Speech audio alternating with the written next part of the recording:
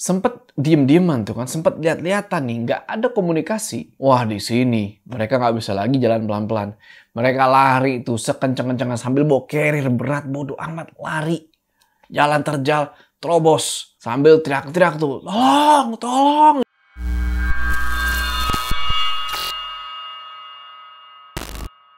Ya, assalamualaikum teman-teman, balik lagi sama gue Joe. Welcome back to pendakian horormu, dimana di segmen ini gue akan ceritain kisah-kisah horor pendakian kalian yang mungkin aja nih bikin gue pensiun naik gunung. And this time kita ada cerita dari seseorang yang bernama, sebut aja Respati. Jadi Respati ini punya pengalaman bro, sewaktu dia mendaki di salah satu gunung tinggi yang ada di Jawa Timur. Gunung apa itu? Nggak bisa gue kasih tahu di sini. Gunungnya mesti gue samarin. Jadi kita sebut aja Gunung X. Nah, Respati ini usianya waktu itu 30 tahun. Nah, Respati ini suka lah sama dunia-dunia sastra gitu lah ya. Dan sekarang dia ini berprofesi sebagai penulis. Dan dia itu kalau nulis biasanya nyari inspirasi itu di tempat-tempat sunyi. Kayak pinggir danau ya kan. Atau di atas gunung. Malahan dia itu suka banget nyari inspirasi di tempat-tempat yang bisa dibilang angker. Nah, pada suatu hari Respati ini kepikiran banget gitu ya mau mendaki ke Gunung X. Jadi Gunung X ini adalah salah satu gunung tinggi di Jawa Timur terkenal sama treknya yang lumayan susah. Dan juga kata orang-orang gunung ini angker banget. Nah, sewaktu mendaki ke gunung ini Respati nggak sendirian. Dia punya teman akrab tuh namanya Aldo. Yang hobinya sama-sama suka naik gunung dan suka hal-hal yang berbau mistis. Mereka berdua udah lama ngerencanain pendakian itu dan mereka mutusin buat naik ke Gunung X itu di malam Jumat Kliwon. Dan di pendakian inilah mereka nemuin hal yang bisa dibilang mind blowing. Apa itu? Tonton video ini terus. Udah, kita nggak usah lama-lama lagi. Udah siap? Mode horor aktif.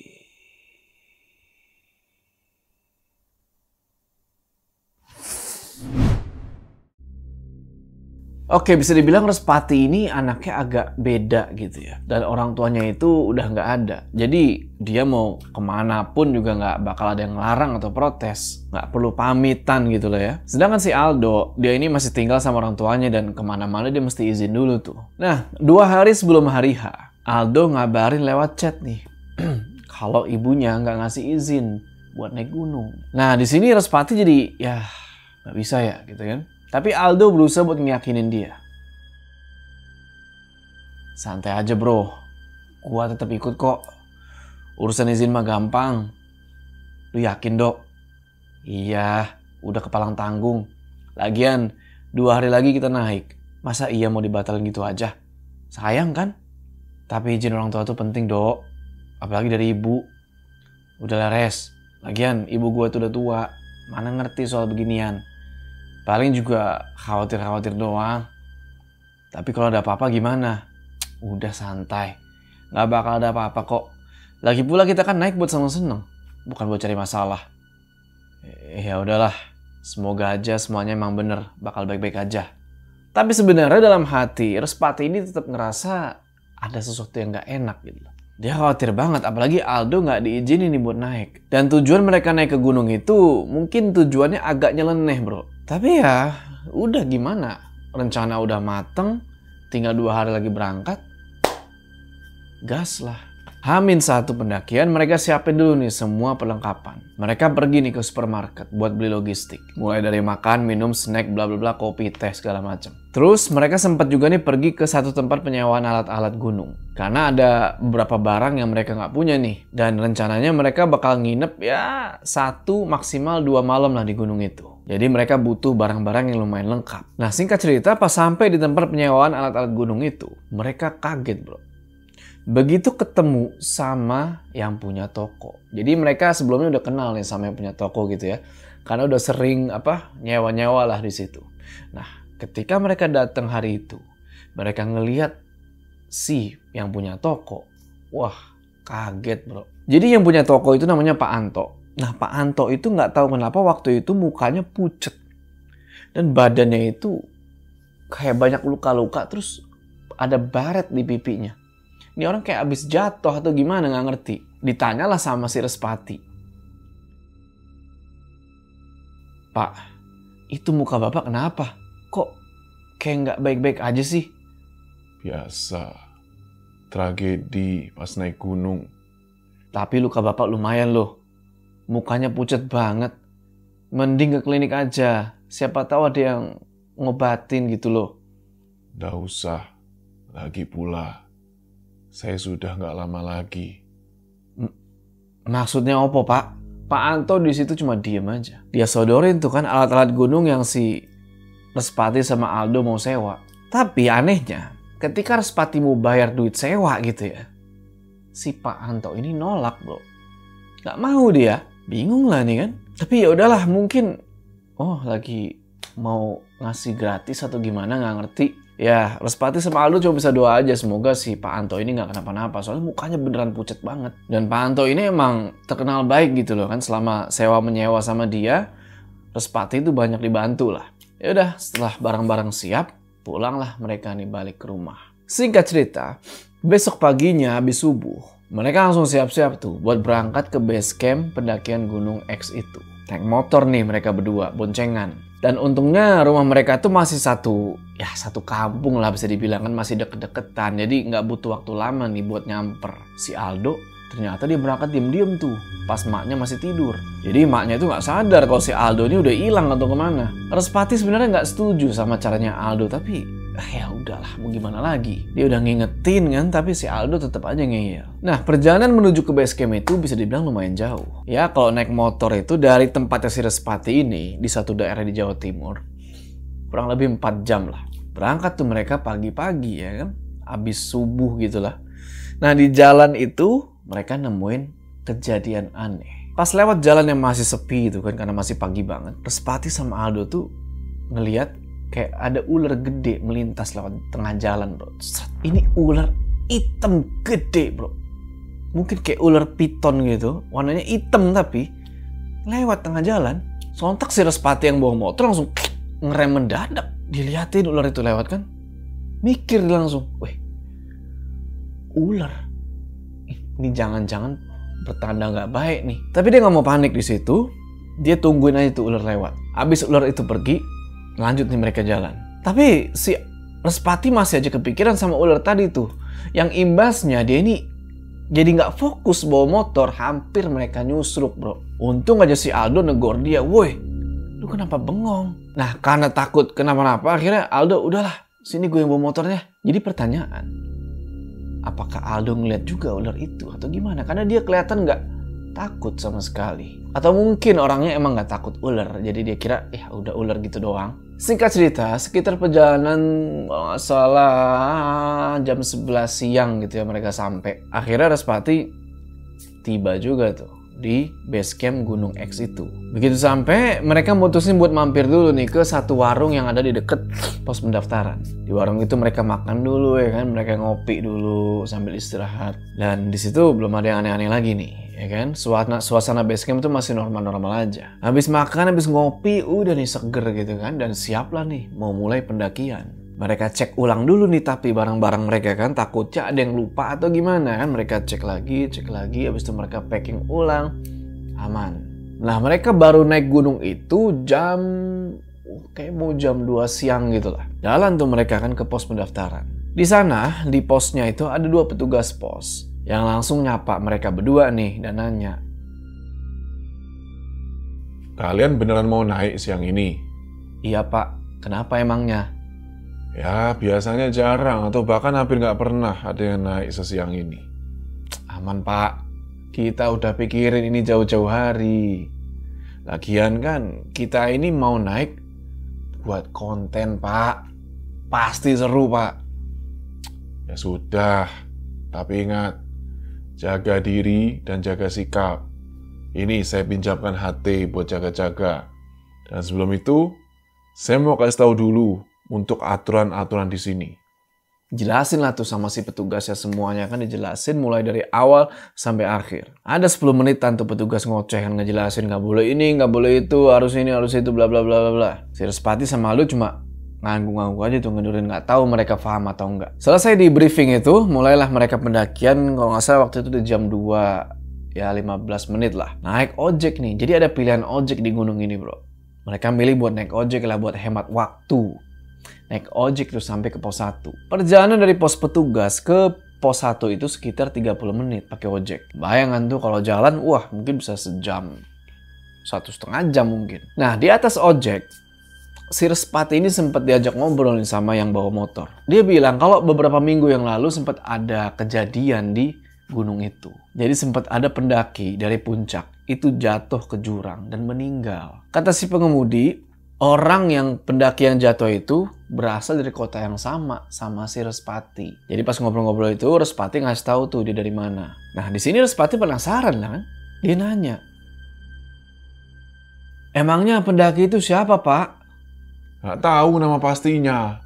Tapi yang saya dengar, dia punya usaha penyewaan alat pendakian di kota itu. Pak, pendaki yang tewas itu rombongan Pak Anto bukan? Wah, saya nggak tahu pasti mas. Tapi katanya sih, umurnya 5 tahunan di atas masnya ini.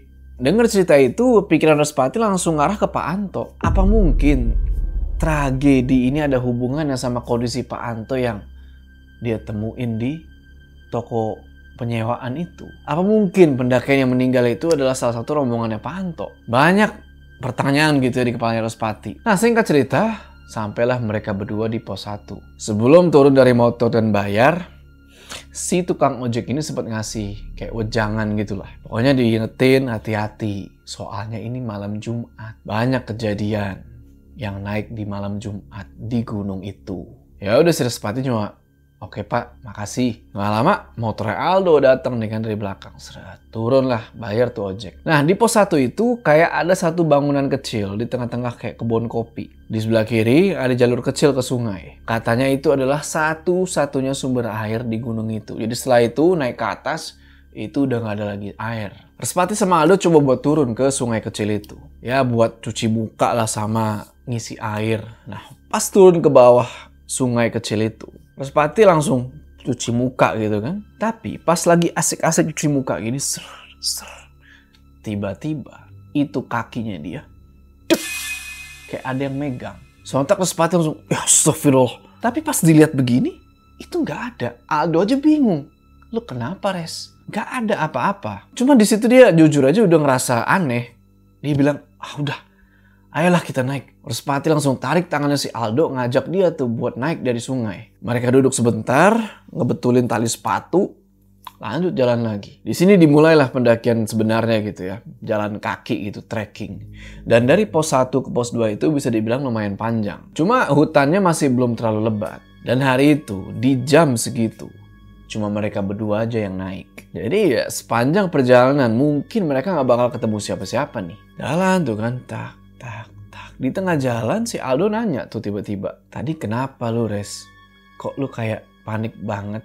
Penasaran dia. Awalnya si Respati ragu buat cerita, tapi ya udahlah, dia ceritain. Dia ceritain tuh soal tangan dingin yang tiba-tiba megang kakinya pas lagi cuci muka di sungai. Ngedenger ceritanya si Respati itu, Aldo kayak, yang bener loh gitu. Kayak nggak percaya gitu. Soalnya dia bilang kalau dia nggak ngerasain apa-apa perasaan, tapi dia nggak bisa memungkiri kalau itu aneh. Dan dia percaya sama Respati. Dia bilang, oke, mulai dari sekarang kita mesti waspada nih. Singkat cerita, udah jam 4:30 sore. Mereka memang banyak istirahat di jalan itu. 4:30 sore, mereka baru sampai pos 2. Mereka istirahat sebentar, minum, duduk. Sambil lagi asik-asik istirahat kayak gitu, tiba-tiba Respati ini ngedenger suara aneh dari kejauhan. Suaranya samar-samar tapi kedengeran jelas. Itu kayak langkah kuda. Dok, lu denger langkah kuda gak dok? Iya Res, tapi suaranya lirih banget. Coba deh lu dokumentasiin dok. Siapa tahu ada yang menarik buat konten.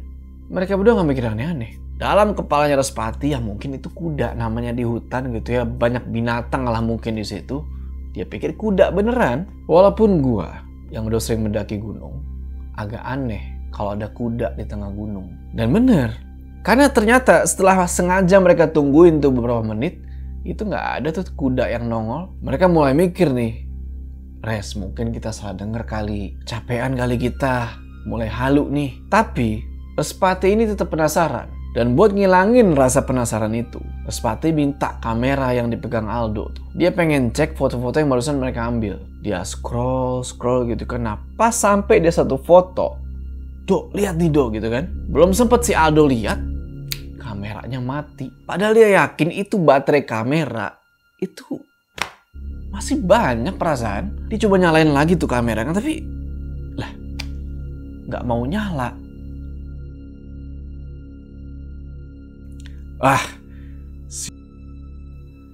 Mati Res. Iya, padahal tadi baterainya masih banyak. Tadi lu mau nunjukin apa sih? Di foto tadi gua lihat kuda putih berdiri di depan tempat kita ini. Tapi anehnya tadi kan kita nggak lihat apa-apa Dok. Res, kita kesini buat lihat misteri. Tapi ternyata mereka malah datang dengan cara yang gak kita sangka. Gimana nih Res? Apa mereka marah? Dok, kita baru mulai naik. Gak mungkin langsung turun. Tapi gue rasa mending kita berhenti aja yuk. Niat awal kita buat konten-konten misteri apalah itu. Aku setuju Res. Kita fokus aja pendakian. Nikmatin alam. Gak usah ngonten. Ya udah, akhirnya mereka sepakat tuh buat nggak ngonten lagi. Kamera mereka simpen tuh di carrier. Takutnya kalau tetap maksain buat ngonten horor, wah, setan muncul beneran, mereka nggak siap. Malah mereka pingsan atau kenapa-napa gitu kan. Ya udah, habis nenangin pikiran, jalan lagi lah mereka menuju ke pos selanjutnya. Nah, perjalanan dari pos 2 ke pos 3 itu udah lumayan nanjak. Dan hutannya juga udah mulai lebat. Di pertengahan perjalanan itu, mereka sempat ketemu nih sama pendaki. Dan pendaki-pendaki itu lagi mau turun. Ya namanya sesama pendaki ya kan. Anak gunung, mana anak gunung ya kan. Sama pendaki pasti kalau ketemu pendaki lain nyapa lah minimal kan. Kayak, "Uy, atau nggak basa-basi, ini masih lama nggak sih pos selanjutnya gitu kan." Terus dijawab, 5 menit lagi. Atau nggak tuh 1 belokan lagi yang kita tahu semua itu hoax. Jangan dipercaya kalau nanya sama pendaki di jalan. Tapi ya gitulah kan, kita biasa lah. Sapa-sapaan. Dan menurut riset mereka ya buat sampai ke pos selanjutnya itu pos 3 kurang lebih 2 jam lah di pace mereka, di ritme mereka jalan. Singkat cerita, sampai di pos 3 jam 5 lewat 30 menitan. Udah tuh, mulai tenang semua. Karena setelah itu nggak ada kejadian-kejadian aneh lagi tuh. Semuanya normal, kayak pendakian biasa. Dan mereka mutusin buat istirahat lagi di pos itu sambil buka bekal yang dari tadi belum mereka buka-buka tuh. Nah kan tuh mereka kan sambil sesekali ngobrolin rencana perjalanan selanjutnya. Tanpa mereka sadari, ternyata itu udah masuk maghrib. Bener aja. Dari kejauhan mereka ngedenger suara azan. Suara itu nyaring banget. Seolah-olah itu kayak ada masjid tuh di balik hutan. Respati sama Aldo langsung kayak, kok jelas banget gitu ya. Bingung mereka. Kayak, "Dok, lu denger kan?" "Iya. Tapi masa iya sih di sini ada pemukiman gitu kan, saking jelasnya itu." Habis azan itu selesai, nah tiba-tiba mereka ngeliat nih dari balik pohon-pohon yang gelap tuh. Karena kan udah terbenam matahari. Mereka ngeliat ada sepasang mata merah nyala. Wah, Respati langsung bilang ke Aldo, Dok, nggak bener Dok. Dok, kita harus cabut sekarang." Ayo Res, jangan lihat belakang." Nggak pakai aba-aba. Ngacir mereka, ngeloyor. Mereka nggak peduli lagi lah sama jalur pendakian, mereka lari tuh. Nah karena udah lumayan gelap, mereka keluarin lah tuh senter buat nerangin jalan. Dan untungnya, mereka tadi sempet lari panik, mereka tetap bisa nemuin jalur yang bener. Udah tuh kan, mereka jalan ngikutin jalur. Sampai tiba-tiba nggak tahu nih orang karena meleng atau gimana, mereka kayak nabrak orang di depan. Mungkin karena mereka dari tadi cuma nunduk aja tuh kan, ngelihat jalur bawah itu kan. Nabrak orang di depan. Sontak Respati langsung, "Wah, maaf mas kami nggak sengaja mas." Si Aldo juga maaf. Jadi di depan mereka sekarang itu udah ada 3 orang pendaki. Dan yang anehnya, 3 orang pendaki yang mereka tubruk itu sama sekali nggak gerak. Mereka berdiri ngebelakangin Respati sama Aldo. Diam aja tuh, nggak ada suara. Respati sambil agak ketakutan dia bilang ke 3 pendaki itu, "Mas, tolong ya, kami panik banget. Kami tadi ngeliat yang serem banget mas. Kami boleh ikut kalian nggak?" "Iya mas, tolong banget. Kami cuma berdua nih. serem banget di sini. 3 pendaki itu nggak pakai berubah posisi atau apa, masih ngebelakangin mereka berdua, cuma ngangguk gini.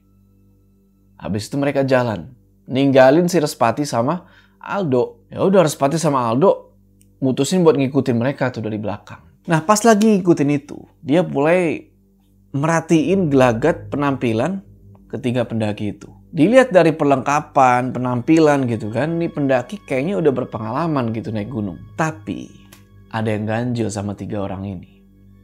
Diperhatiin 3 orang ini kok nggak ada yang ngomong satu sama lain. Kayak cuma diem-dieman nih mereka bertiga, kayak lagi pada berantem gitu loh. Dingin banget pokoknya, dan nggak tahu kenapa mereka bertiga nggak ada yang nengok, nggak ada yang ngajak ngobrol ke Respati sama Aldo. Mereka sadar kalau ini udah janggal. Tapi mereka nggak berani ngomong apa-apa. Mereka cuma bisa terus aja tuh ngikutin kemana 3 pendaki ini ngebawa mereka. Tapi semakin lama, 3 pendaki ini jalannya makin cepat. Ngebuat Respati sama Aldo kewalahan nih buat keep up. Buat ngikutin, buat ngimbangin. Kayak nggak ada aba-aba gitu, tahu-tahu cepet aja udah. Sampai akhirnya Respati sama Aldo udah mulai kewalahan nih buat ngejar mereka. Udah makin ketinggalan tuh mereka. Masalahnya dipanggil-panggil nih, 3 pendaki cuma diem aja. Ya udah, karena udah capek banget ngimbangin mereka, akhirnya Respati sama Aldo berhenti. Dan 3 pendaki itu terus aja jalan sampai mereka udah nggak kelihatan lagi tuh. Ditelan kegelapan. Dan mereka baru sadar satu hal. Nggak ada satupun dari 3 pendaki itu yang pakai headlamp atau senter. Nggak ada yang bawa penerangan, bro. Singkat cerita, Respati sama Aldo mulai jalan lagi tuh pelan-pelan. Dan akhirnya mereka sampai di pos 4. Dan di situ suasananya udah makin mencekam. Si Aldo makin parno di situ. Mana nama posnya serem banget lagi. Gua nggak kasih tahu nih, karena ya nanti pada tahu dong gunungnya. Di situ Respati berusaha buat tenang. Dia bilang ke Aldo, "Udahlah, Dok.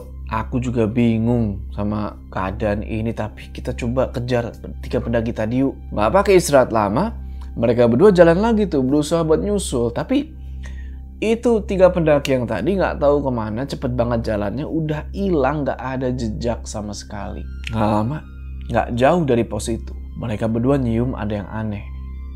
Di tengah hutan, tiba-tiba mendadak bau melati. Respati sama Aldo langsung kayak waspada nih. Ada sesuatu nih, bener aja.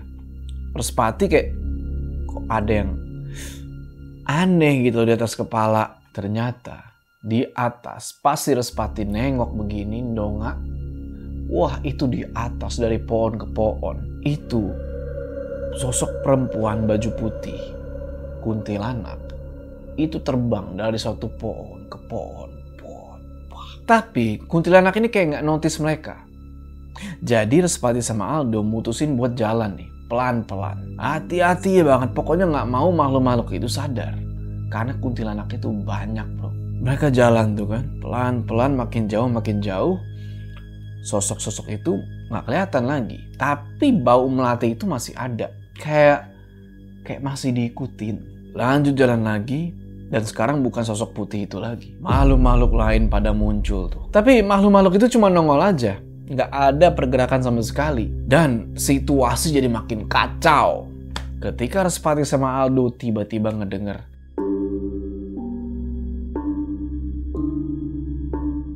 gamelan. Wah, di sini mereka nggak bisa lagi jalan pelan-pelan. Mereka lari tuh sekenceng-kencengnya sambil bawa carrier berat, bodo amat lari. Jalan terjal, terobos sambil teriak-teriak tuh, tolong ya, berharap 3 pendaki tadi dengar. Tapi ya kenyataannya nggak ada sautan balik dari siapa-siapa. Dan di tengah-tengah kepanikan mereka gegabah, mereka blunder, mereka salah ambil jalur. Mereka sampai di ujung jalan. Dan sekarang di depan mereka itu cuma dikelilingi sama pohon-pohon lebat. Nggak ada jejak kaki sama sekali, nggak ada sampah. Nggak ada jalur yang jelas. Terus Pati yang, "Dok, ini kita di mana?" Waduh, nggak tahu, Res. Ini kayaknya jalan buntu. Wah, mereka benar-benar panik. Secara ini di depan benar-benar hutan lebat pol. Dan suara gamelan yang tadi masih kedengeran, tapi sekarang suaranya pelan, bro. Pelan-pelan. Yang jadi masalah tambahan sekarang adalah selain suara gamelan itu, muncul suara orang-orang dari kejauhan. Kayak orang ngobrol gitu. Kedengeran jelas. Cuma nggak tahu apa yang diobrolin, tapi kayak kayak ada pendaki lain atau entahlah. Dan nggak tahu nih kalau emang itu pendaki, apakah itu beneran pendaki atau bukan. Respati sama Aldo mulai penasaran tuh, mikir mungkin ada orang lain yang bisa bantu mereka. Dan kalau bener ada orang lain, enak nih. Ada yang bisa ya minimal nge-guide mereka lah. Akhirnya mereka nekat tuh nyusurin jalan yang nggak jelas, mereka ikutin suara itu. Dan nggak lama kok mereka masuk pemukiman. Dan di pemukiman itu, sebelum pintu masuknya, kan kelihatan tuh. Ada orang-orang lagi main gamelan. Terus ada orang-orang lagi beraktivitas lah. Lagi di pemukiman. Sejak kapan, Les, ada pemukiman di tengah gunung ini? Gak tahu kenapa ngelihat banyak orang gitu, si Aldo pengen banget masuk tuh ke situ. Tapi si Respati langsung nahan. Tak dulu, Dok. Ini kayak ada yang gak beres nih, Dok. Itu pasti perkampungan demit, Dok. Gak mungkin, Res. Percaya deh, Dok. Kita ini lagi di hutan belantara. Di gunung. Gak mungkin ada pemukiman di sini. Mustahil. Meskipun udah dibilangin kayak gitu, nggak tahu kenapa si Aldo ini tetap jalan aja, tetap maju dia. Tetap maksa buat masuk ke dalam pemukiman itu. Begitu Aldo udah hampir sampai ke pemukiman itu, tiba-tiba mereka dihadang sama 3 orang. Laki-laki pakai baju mirip banget sama 3 orang pendaki yang mereka berusaha ikutin tadi. 3 pendaki ini cuma kayak nunduk aja tuh. Sampai akhirnya 3 pendaki ini ngangkat kepalanya begini. Dan di sini Respati kaget bukan main. Pak Anto? Itu Pak Anto, Res. Kok dia ada di sini? Jadi nggak tahu ya, bro. Itu Pak Anto. Mukanya Pak Anto. Dan sama 2 orang yang Respati nggak kenal. Mungkin itu temannya Pak Anto. Cuma muka mereka ini pucet. Dan banyak luka-luka. Di badan, di muka. Persis kondisinya. Kayak Respati lihat Pak Anto yang di toko penyewaan itu. Makin nggak ngerti lah si Respati sama Aldo kan. Loh kok Pak Anto ada di sini? Sempet diem-dieman tuh kan. Sempet lihat-lihatan nih. Nggak ada komunikasi. Aldo sama Respati lihat-lihatan tuh sama 3 orang pendaki. Diiringin sama suara gamelan. Sampai tiba-tiba salah satu bisa dibilang penduduk gitu ya di pemukiman itu berdiri. Dia ngeliatin nih ke arah Respati sama Aldo. Dan mukanya tuh kayak yang marah, kesel, nggak suka gitu sama si orang 2 ini. Di sini Respati langsung, Dok, ayo cepet Dok. Kita harus pergi Dok. Kayaknya kalau kita nggak buru-buru pergi dari sini kita bisa tamat Dok. Sebenarnya kenapa sih kita ini, Res? Kok bisa kayak gini? Ya bener juga kata Aldo, kenapa kok mereka bisa jadi kayak gitu? Malam udah semakin larut, mereka terus lari tuh ngejauh dari tempat itu. Sambil mikir tuh kok bisa begini, apa jangan-jangan karena niat mereka mau ngonten-ngonten horor itu. Atau gara-gara si Aldo yang pergi nggak diizinin sama nyokapnya atau gimana gitu. Mereka terus lari. Dan di tengah larinya ini, mereka nggak dengar suara Pak Anto manggil-manggil. Respati, Anto. Di sini mereka bodoh amat lah. Nggak ngerespon panggilan itu. Mereka terus tuh lari. Tapi saking paniknya Aldo kesandung di situ. Jatuh dia. Hampir nggak bisa bangun tuh kan. Tapi si Respati langsung ngebantuin narik. Ayo Dok, lanjut. Dan posisi mereka sekarang udah nggak tahu lah di mana tuh. Udah nggak tahu berapa lama mereka lari sampai tiba-tiba si Aldo bilang, Res, tolong berhenti dulu Res. Capean dia. Ya udah akhirnya mereka berdua istirahat lah tuh di bawah satu pohon gede. Mereka duduk di bawahnya. Sambil istirahat gitu kan duduk. Respati nengok kanan, nengok kiri, ngecek sekitaran gitu kan. Dan mendadak semuanya sepi banget tuh. Gamelan yang tadi udah nggak kedengeran lagi. Bau melati itu juga udah hilang. Bahkan suara Pak Anto yang manggil-manggil itu juga udah nggak kedengeran lagi. Udah aman nih. Mungkin. Mereka buka ransel tuh, mereka ambil botol air. Mereka minum tuh. Setelah itu si Respati sama Aldo mikir, oke lah ini kayaknya udah aman, capek banget, bisa kali tidur sebentar ya buat ngilangin rasa capek lah. Udah tuh rebahan ya kan. Nah baru mungkin baru hitungan menit kali ya tidur, tiba-tiba tes, kayak ada yang nempel netes di kepalanya dia. Sontak bangun lah dia kan, langsung kayak apaan tuh gitu kan. Dilihat nih. Pas itu. Dok. Ini darah, Dok. Dok. Dan kamu luka, Res? Bukan. Ini dari atas. Ada yang netes dari pohon. Jatuh di kepalaku. Ini darah bukan, Dok? Mereka di situ masih saling lihat-lihatan. Belum ada yang berani buat nengok ke atas. Tapi mereka penasaran banget. Ini apa gitu kan? Akhirnya mereka beraniin diri lah nih buat dongak ke atas. Pas mereka lihat ke atas, ternyata bro, di atas sana itu ada jasad. Ada jasad pendaki yang kehimpit di dahan pohon. Dan jasadnya itu mirip banget perawakannya. Baju yang dipakai itu kayak Pak Anto. Wah, sontak mereka langsung teriak tuh, sekenceng-kencengnya. Wah! Singkat cerita, ternyata mereka pingsan waktu itu. Dan ketika mereka buka mata, ternyata mereka udah nggak ada di gunung lagi. Tapi mereka udah di rumah sakit. Si Respati udah di atas kasur di rumah sakit. Dikelilingin sama keluarganya. Badannya udah lemes banget tuh, kayak mau gerak aja kayak lemes banget. Gak ada tenaga. Waktu itu si Respati bingung, bukan main kok bisa tiba-tiba ada di sini. Apa yang udah terjadi di gunung gitu kan. Nah, keluarganya ini bilang, kalau dari cerita para warga di kaki gunung, terutama petugas jaga di gunung X itu, ternyata Respati sama Aldo ini udah hilang selama 3 hari. Tim pencarian gunung itu langsung dikerahkan buat nyari si Respati sama Aldo ini. Apalagi sebelumnya ada berita kan pendaki ada yang tewas. Takutnya si Respati sama Aldo bernasib yang sama. Akhirnya setelah pencarian itu, Respati sama Aldo ditemuin. Ada nggak jauh dari pos 4 yang namanya serem itu. Dan mereka berdua ditemuin udah dalam kondisi nggak sadarin diri. Dan bener aja, di deket si Respati sama Aldo ini pingsan, ditemuin juga lah jasadnya Pak Anto dan 2 orang temennya. Dari situ, Respati sama Aldo langsung dibawa turun tuh. Baik itu jasadnya Pak Anto sama 2 temennya. Langsung dibungkus, dibawa turun. Dan pas ditemuin itu, kondisinya Pak Anto dan 2 temennya itu emang bener-bener udah mengenaskan bro.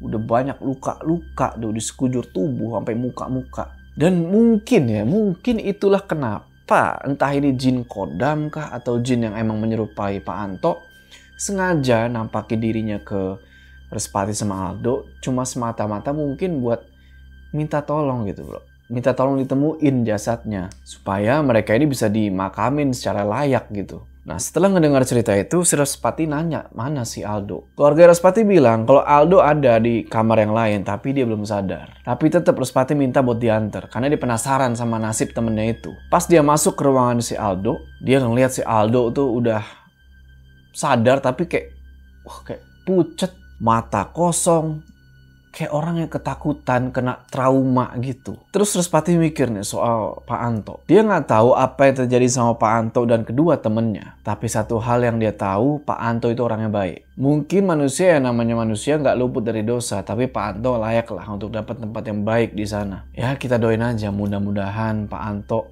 diampuni dosa-dosanya dan amal ibadahnya diterima. Oke lah teman-teman, itulah tadi cerita Respati mendaki ke Gunung X. Dan ternyata dia nemuin suatu hal yang bener-bener. Oke, sebelum kita berpisah, jangan lupa kalian like video ini. Dan bagi yang belum subscribe, ayo subscribe ke channel ini supaya kalian gak ketinggalan cerita-cerita horor selanjutnya gue. Sampai ketemu di next story.